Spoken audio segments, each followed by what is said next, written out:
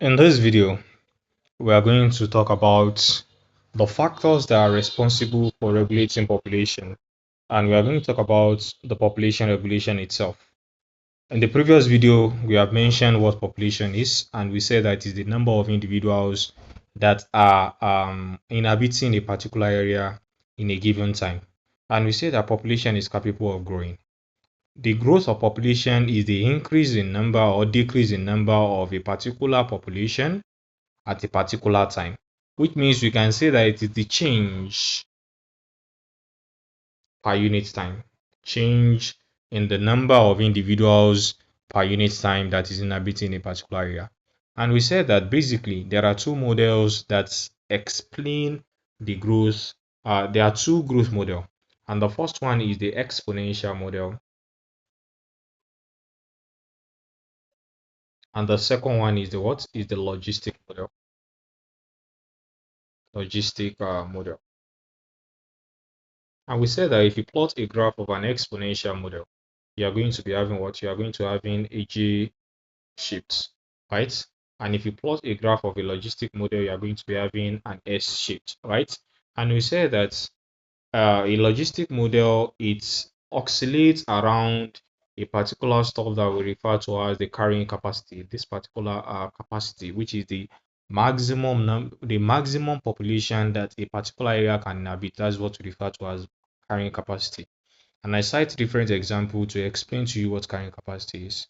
For example, let me use another example. Let us say the auditorium of the University of Ilorin can occupy only or has only 1,000 seats. 1,000 seats. And they say that everyone in the auditorium must sit on a chair. Don't sit on the floor. Don't stand. You must be seated. You understand? And we have 1,000 seats. You understand? Which means the carrying capacity of the carrying capacity of the university auditorium is 1,000. You understand? Anything more than 1,000, the university auditorium cannot take it. And why is it like that? It is because there is limited seats, which means there is limited resources. So if they ask you, why do we have carrying capacity in the real world? It is because of what? It is because of limited resources. Limited resources leads to what? Leads to limited population. So a population is going to be oscillating around what we refer to as what? What we refer to as maximum, what we refer to as carrying capacity, which is the maximum population that a particular environment can support at a particular time. You understand? Now, if we have a growth like this, you understand? I said that a growth can be like this, right? Now, if it reaches this carrying capacity, the population must be regulated. What are now the factors that regulate the population? Remember, I used ants and sugar as an example, and I said when they finish licking the sugar, what happens? Some of them move away and some of them die. You understand? So, which means some of them emigrate and some of them what? Some of them die, and it comes back to what? It comes back down, go back up, and stuff like that. Now, what are now the things that regulate this population around the carrying capacity is what we are going to talk about today. You understand? Now, population regulation refers to a mechanism that helps to keep population size stable or the one that helps to keep population size around the carrying capacity. You understand? Now, this is influenced by environmental conditions such as seasonal variation, natural disaster, resource fluctuation, and species interaction. And remember, I use this particular resource fluctuation as an example when I talk about ants. I said that if you add sugar, they finish licking the sugar, some of them migrate away, some of them dies. You understand? If you add another sugar there, some of them come back. You understand? And when they reach carrying capacity, some of them die. So that is fluctuation of resources. The resources that is there is the sugar. When it stops, you can add more. You understand? It is fluctuating. So fluctuation of resource can lead to what? Can lead to population regulation. Species interaction can lead to it. Seasonal variation can lead to it, and natural disaster can lead to it. See the seasonal variation? That is the one that is influenced by season. There are some group of organisms that they are always much in a particular area when it is raining. There are some that are always much when it is dry season. Let us take for an example these winged termites. We all know winged termites that Yoruba used to call esunsun, that whenever there is rain, you will always see them around lights, hovering around lights, right? If there is drought, you will not really see them, right? So when there is rain, there is seasonal variation. The season favors their existence. You will see them, they will be much. You understand? They will be flying around. That's seasonal variation.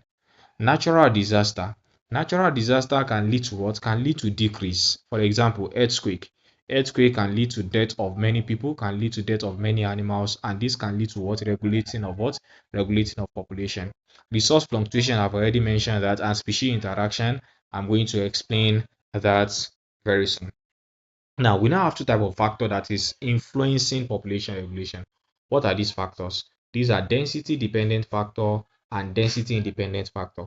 Now, talking about density dependent factor. What are density dependent factors? These are factors that depend directly on the number of individuals inhabiting a particular environment. You understand? It is the factors that are directly influenced by population density. For example, the more the something, the more that thing, or the more the something, the less that thing. She understand? For example, let me use an example. You are living in an area. You are living in an area where it is only you, eh? Only you that have sweets. So you have two sweets. Hmm? It means that when you have two sweets, babies will tend to come towards you, right? Because they love sweets. So two babies will come towards you. You understand? Because they love sweets. And there are two sweets. You understand? So if you have 10 sweets, it means 10 babies is going to come what? They are going to come for you. If you have 20 sweets, it means 20 babies are going to come from you for you. You understand? I'm talking about candy. We call it sweets, right? Candies. Now, which means the more the candy you have, the more the babies that is attracted towards you. That is density dependent. What is the population of the candy that you have, and what is the population of the babies that are. So the population of babies that comes to you, the population of children that comes to meet you, depends directly on the number of sweets that you have with you. Do you understand? The number of candies that you have with you. And that is what we refer to as population density. The more the sweets, the more the children. Do you understand? Now let us take for an example. It is herbs that you have. Herbs. You understand? Or bitter leaf. Let me use bitter leaf as an example. Bitter leaf that you have. You know that if you have one bitter leaf, right, you can still see 15 children playing with you because they know that it is only one of them that is going to collect that one bitter leaf from you. You understand? Now, if you have 50 bitter leaf, you know that none of the children will come and play with you. Why? Because they know that you have enough something that is bitter. They don't like it. So the more the bitter leaf that you have, the less the children that is going to play with you, which means a density dependent factor can either be positive or negative. You understand? Positive in a way that we can say that the more the sweets or the more the candies, the more the babies. That is positive. Or the more the bitter leaf, the less the baby. Can you see that? It is also positive, it is also density dependent. The more the candy, the less the babies, which means the population of babies that come and meet you depends directly on the number of bitter leaves that you have. Do you understand? That is density dependent. Depends on the population of individuals. You understand? Now we now have factors that intensify population density like predation, competition, disease, and parasitism. For example, for predation, you see, if we have a farm, mhm, if we have a farm like this with 50 antelopes, 50 antelope, You understand? And a farm with only two antelope, they now release a lion here. Where do you think the lion will go between these two antelope and 50 antelope? Where do you think it will go? It will tend to go to this one with 50 antelopes. Why? Because they are much. It doesn't need to chase, just enter and pick one and eat. You understand? But this one with two antelopes, the two antelopes can be disturbing the lion. You understand? It can be disturbing the lion, which means this particular predation depends directly on the number of antelopes. It is density dependent. The more the number of antelope, the more the number of lions that will go there. Do you understand? So lions are going there because there are more antelopes, which means the number of predators depends directly on the number of prey. Do you understand? Number of predators depend directly on the number of prey. And when the lions, when they finish killing the antelopes, maybe it's now remain two antelope, what are they going to be eating? Nothing. Which means when the antelope reduces, eh, when the number of antelope reduces, what happens to the number of lions? The number of lions also what? Also reduces, because they don't have anything to eat. What will happen to them? They will start dying, right? And when they start dying, their number also reduces, which means the more the antelope, the more the lion. The less the antelope, the less the lion, which means the number of lions, the number of predators depend directly on the number of prey, which means number of lion depend directly on the number of prey or antelope, which is density dependent factor. You understand? Now competition can be intra-specific or inter-specific. Now competition also increases, it also what? It also increases with population density. Do you understand? For example now, let us say that it is only one lion that go to meet this 50 antelope. What will that one lion do? Just wake up, take one antelope and eat, since they are much. You understand? Now imagine that we now have 50 antelopes, right? We now have 30 lions. Now 30 lions today, they kill 30 antelope, eat. Do you understand? Remaining 20 antelopes for 30 lions. What do you think will happen? There will be competition between those lions, because I won't allow you to kill, you won't allow me to kill. There will be competition, which means in competition, the less the resources, which means the less the antelopes, the more the competition. You understand? The less the resources, the more the competition. Just like in this world that we are, there is no enough capital, there is no enough money, so more people are competing for getting money. Why? Because there is less resources, which means for competition, it's also density dependent factor. It depends on the directly on the number of predator or of prey. The less the resources, the more the competition, which means for competition, the less the resources, the more the competition. Are you getting what I'm trying to say? Now disease and parasitism. For disease, the more the population, the more the disease. You understand? The more the population, the more the disease. Let us say in a room where there are two students, and in a room where there are 50 students, where do you think it is easier for disease to be spread faster? Let us say, for example, COVID-19. In this room, if someone sneeze, there can be social distancing. Someone can be here and the other person should be here. But in this room, people are clogged together. If anyone should sneeze now, maybe someone that is having COVID-19 should go and sneeze. What happened? All of them will just contact the COVID-19. So the more the what? The more the population, the more the disease. You understand? The more the disease. So it is density dependent, depends on the factor, depends on the population size. The more the population, the more the disease. Those are density dependent factors. Now, what are now density independent factors? Density independent factors are now those ones that they don't even care about if you are much or not. For example, weather. Rain does not really care about whether it is 500 million people that is in Nigeria before it falls. You understand? Rain will fall irrespective of your population. Sun will shine irrespective of your population. Earthquake will happen. We are not there yet. And snow will fall irrespective of your population. Fires can happen irrespective of your population. They do not rely on this thing. Flood will happen irrespective of your population. They don't rely on population density. They don't rely at all. Like they don't even care about whether you are much or you are less. You understand? They don't really care about it. Now we now have community. Remember, I told you that we have what? We have individuals, which is species.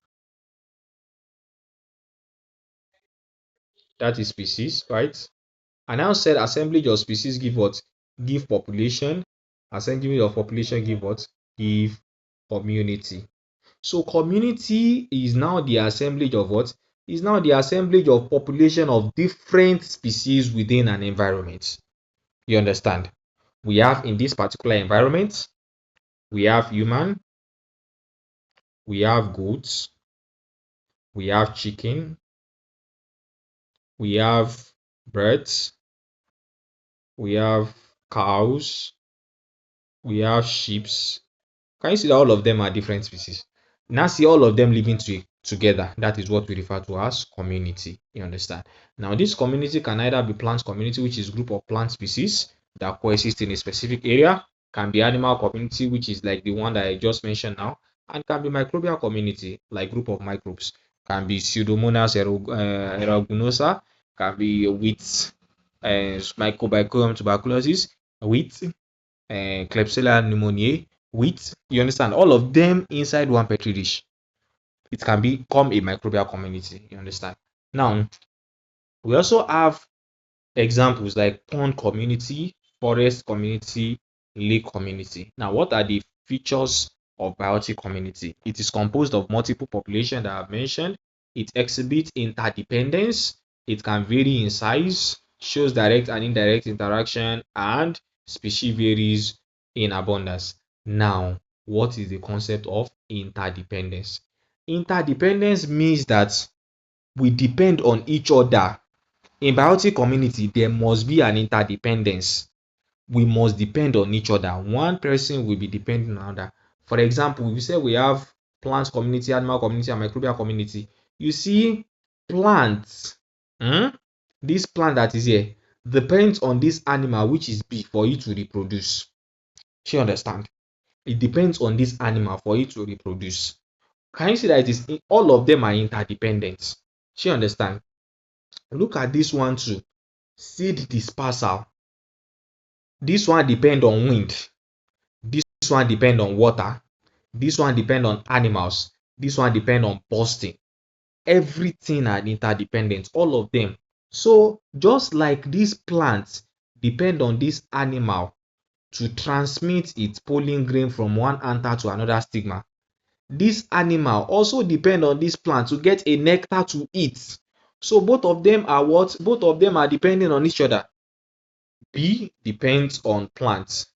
Plant depends on bee. That is interdependence. Both of them are depending on each other. You understand? I get what I'm trying to say now. In fact, even these plants can also depend on a microorganism, which can be fungi. A fungi, it can depend on the fungi, like it can depend on the bacteria, like nitrogen fixing bacteria. And that nitrogen fixing bacteria also depend on the plant to get nutrients. You understand? So it is all of us are interdependent. You understand? And this interdependence include nutritional relationship, like the one I mentioned now, gaseous exchange, like the one between we and plants. Plants gives us oxygen. We give plants carbon dioxide. We depend on each other. She understand gaseous exchange, interdependence, pollination. I've mentioned that, and seed dispersal. Now, trophic organization. In trophic organization, we have the producers. Those are the ones that produce the food by themselves through the process of photosynthesis, which is the production of synthesis of carbohydrates using light. You understand? We have the consumers, which are heterotrophs. So this one are called the autotroph. This one I call the what? They are heterotroph. They depend on what? They depend on plants, hetero, heterotrophs. And these are decomposers, which are microbes. So if both of them dies, it is this microbe that are going to feed on them. They are decomposers. They break them down into the simplest molecule. You understand? Now we now have stratification. Stratification is the layering of species. Example, forests. In a forest, we have the canopy, we have the understory, and we have the soil. You understand? In a pond, we have the surface, we have the mid depth, and we have the bottom. That is stratification. This stratification is mostly common when you are learning limnology. You understand? Now, the grassland dominance. Grassland, grasses, pine forests, pine trees. We have species diversity. In species diversity, we can have tropical region having high diversity and polar region having low diversity. You understand? And when we say diversity, we are just basically saying that the number of species that exist in a particular community at a particular time. You understand? You see, in tropical region, you can find different type of species of animals, different type of insects. But polar region, where it is very, very cold, like Antarctica, you will rarely find species. So diversity is low in that place. Tropic region like in Nigeria, we can find different type of species of animals. Kenya, we can find different type. Africa general, we can find different type of species.